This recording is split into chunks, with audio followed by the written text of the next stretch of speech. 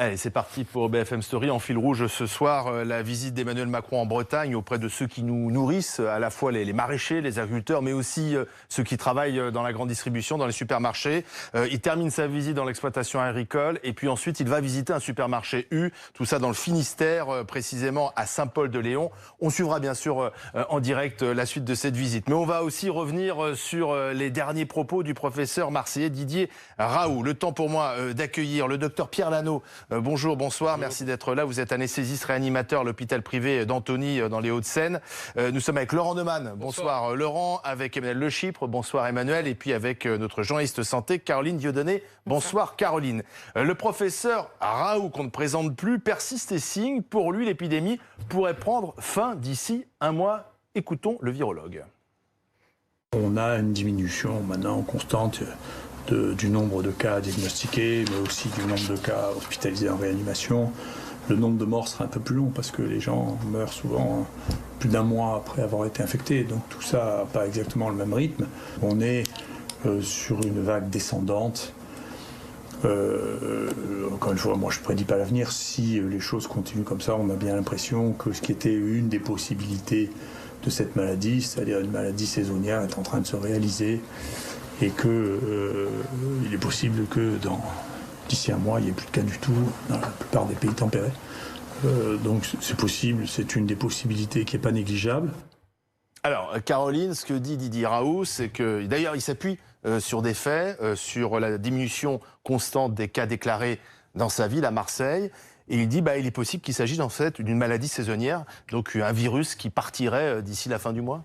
Et en même temps, il nous dit je ne prédis pas l'avenir et c'est une possibilité, une hypothèse. C'est un scénario. Pour l'instant, voilà, c'est l'un des scénarios possibles. C'est vrai, quand on regarde sur toute la France, on voit une baisse constante maintenant du nombre de cas en réanimation, du nombre d'hospitalisations de manière générale. Mais c'est vrai, quand on interroge les scientifiques, eh bien, par exemple, Bruno Lina, qui est professeur de virologie, nous dit que c'est un petit peu trop optimiste. Voilà ce qu'il dit dans les médias, que ce virus, il deviendra probablement saisonnier, comme c'est le cas pour beaucoup de virus respiratoires, mais que pour l'instant, eh bien, c'est trop tôt pour le dire. Alors, il y a saisonnier et saisonnier. Il y a des virus qui ne sont pas présents pendant les mêmes saisons aussi. Ça, c'est à étudier. Et puis, il y a des endroits actuellement dans le monde où il fait déjà chaud et où le virus est tout de même présent. Donc vous voyez, ce sont toutes des questions à étudier. Il y a le professeur Pialou qui était sur notre antenne aussi chez Jean-Jacques Bourdin et qui expliquait que le virus continuait tout de même à circuler pour l'instant dans de nombreux pays. Pour l'instant, le nombre de cas diminue,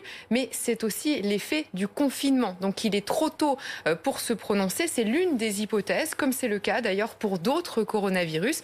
Mais pour l'instant, comme le dit le professeur Raoult, eh bien, personne ne peut prédire l'avenir. Il n'a pas de certitude, il dit c'est possible. Alors justement, docteur, qu'est-ce que vous en pensez, vous ? Je ne suis pas virologue d'abord, donc je laisse les virologues à leurs études et nous prédire l'avenir. Je souhaite que ce soit vrai, qu'on approche de la fin, mais hélas, sur le terrain, c'est pas du tout ce qui se passe. Qu'est-ce que vous constatez, vous, dans votre hôpital ? Ce qu'on constate sur le terrain, c'est que la vague est toujours là, mais qu'elle a baissé d'intensité. C'est-à-dire que les patients qui rentrent sont moins nombreux, que les patients qui sortent de réanimation sont plus nombreux parce qu'on arrive aux 3 semaines de confinement, ce qui est la période de résolution de la maladie, même en situation grave. Donc ça fait qu'il y a une diminution des patients globalement, aussi bien en hospitalisation classique qu'en réanimation. Mais ça ne veut pas dire que la vague est partie. Elle est toujours là. Il y a toujours des patients qui arrivent aux urgences, qui sont contagieux, contaminés, qu'on hospitalise ou qu'on fait rentrer chez eux. C'est vrai que ça diminue, mais on n'est pas encore, ne serait-ce que les chiffres. On a en Ile-de-France habituellement 1471 places de réanimation. Il y a 2126 lits occupés aujourd'hui, enfin hier, sur les statistiques d'hier. Donc on est encore largement au-dessus des capacités. Donc je pense qu'il faut encore... Et au niveau national. Et au niveau national également, on a 5000 places, on a 5433 lits occupés. Donc on est encore au-dessus des capacités. Donc la vague diminue, mais la vague est toujours là. Mais ceux qui arrivent dans vos services, parce que là, ça fait déjà plus d'un mois qu'on est confinés. Oui. Comment ont-ils été... contaminés, comment ont-ils pu arriver justement jusqu'à ce stade de réanimation, puisque le principe du confinement, c'était justement d'éviter ces Le confinement n'est pas à 100%, donc forcément, il y a des gens et en plus, ça fait des foyers. ce que les gens appellent des clusters, nous on appelle ça des foyers aussi, dans les familles, etc. Quelqu'un qui est contaminé, qui est contagieux, va contaminer d'autres personnes de la famille, et donc ça fait un peu boule de neige. Mais globalement, il y a quand même moins de gens contaminés, mais on se retrouve donc avec un flux de patients. Quel était le but de l'opération du confinement? C'était de baisser l'afflux de patients dans les structures de soins qui ne pouvaient pas être en capacité d'accueillir tout ce monde en urgence. C'est ce qui s'est passé. Donc on arrive effectivement à une baisse de niveau. La tension baisse, mais elle est toujours là et elle va encore en baissant. Et on souhaite qu'elle continue de baisser. Et quand on arrivera au niveau de capacité habituelle, on pourra reprendre des activités classiques pour ne pas faire que les gens perdent de chance également dans les autres pathologies. Oui, parce qu'il y a tous les autres patients. Exactement. Mais on doit féliciter quand même nos concitoyens pour le respect global, on va dire, du confinement. Et c'est grâce à ça, moi j'applaudis, parce que c'est vraiment grâce à ça qu'on arrive à souffler un peu. Parce que je ne vous cache pas qu'on a eu 15 jours assez difficiles. Ouais. Voilà. Chez nous, on a réussi sur les 3 réanimations hors les murs, comme on dit, à en fermer une. Hier, on était tout contents parce qu'on a réussi à fermer 10 lits de réanimation. Mais il en reste encore. On a une règle de 14 lits habituellement. On a 27 lits occupés aujourd'hui. Donc ce n'est pas fini. Ce n'est pas fini. Laurent Neumann, en fait, le professeur Raoult, depuis le début, incarne la vision optimiste de l'épidémie. Sur le confinement, il était très critique. Là, il nous parle peut-être d'un virus qui pourrait se terminer, va disparaître d'ici un mois avec le retour des beaux jours. Et il était très optimiste aussi sur la chloroquine. Et il était très optimiste sur la chloroquine. Et donc forcément, beaucoup de gens s'accrochent à ce que dit le professeur Raoult. Bah évidemment, moi je retiens un chiffre parce qu'évidemment je ne suis pas médecin, donc je me sens absolument pas habilité à donner mon avis sur ce que dit Didier Raoult, s'il a raison ou s'il a tort. En revanche, il y a un chiffre moi qui me frappe, c'est qu'hier on était à 1465 cas de plus en hospitalisation. Il y a 1465 personnes qui sont rentrées en plus en hospitalisation. Donc ça veut bien dire que cette vague, elle n'est pas derrière nous. J'entends certains qui parlent déjà de deuxième vague potentielle. La vérité, c'est que les personnels soignants continuent à surfer sur le sommet de la première vague. Et donc l'idée qu'il y aurait une saisonnalité et que ce virus pourrait disparaître d'un coup, peut-être un jour, je n'en sais rien, mais en tout cas, c'est pas pour demain matin. C'est un scénario qui a été sur la table dès le début. Oui, absolument, parce que certains virus précédents ont connu cette existence-là.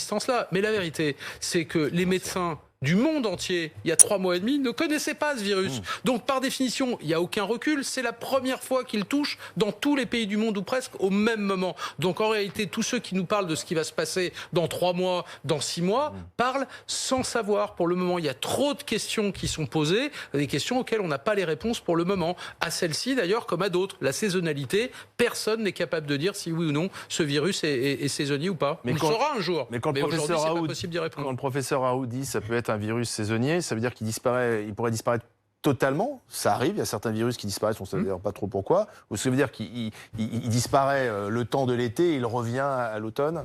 Justement, ça peut vouloir dire qu'il disparaîtrait complètement ou qu'il pourrait réapparaître en fonction des saisons, comme on le voit, c'est le cas pour la grippe. Après, il y a des coronavirus qui ont disparu, c'est le cas du SRAS. Et puis, si on fait une comparaison, le MERS coronavirus, lui, est revenu régulièrement pendant plusieurs années, depuis 2013. Donc, vous voyez, pour l'instant, comme le disait Laurent Neumann, comme vous le disiez également, eh bien, on n'a pas assez de recul pour savoir si ça va être le cas.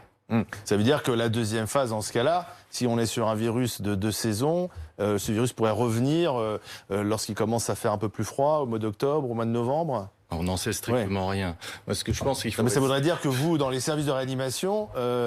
il faut se mettre en capacité. Voilà, il faut être en capacité d'être mobilisé à tout moment. Ça, c'est l'après, effectivement. L'après, si on arrive à bien descendre le flux, le flow, l'après, ça va être de réorganiser le système de santé. Parce qu'en temps normal, on n'a pas besoin de toutes ces réanimations, de tous ces lits de réanimation. Mais de réorganiser les moyens possibles, de mobilisation possible de tous ces moyens et rapidement. C'est ça qu'il va falloir rediscuter secondairement après la crise. Mais ces lits de réanimation, vous dites qu'il y en a certains qui sont vides, heureusement. Ceux-là, on peut les laisser en l'état ou alors comment ça se passe?